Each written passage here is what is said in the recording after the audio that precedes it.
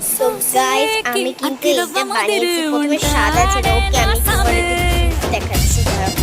এরকম এটা কিন্তু লাল ছিল আমি তোমাদেরকে প্রুফ দেখাচ্ছি এটা লাল দাগ দিয়ে বানিয়েছি সত্যি করে আমার কি বলছি আমি এটাও কিন্তু পুরো আমি কিন্তু মানে অয়েল পেস্টেল কালার দিয়ে করিনি ওয়াটার কালার দিয়ে করেছি আর এই শেডটা কিন্তু আমার কাছে ছিল না যে 12টা কালার ওটার শেডটা ছিল না আমার কাছে তো আমি অয়েল পেস্টেল কালারটা কেনা গলিয়ে এটাকে বানিয়েছি এটা দিয়ে করেছি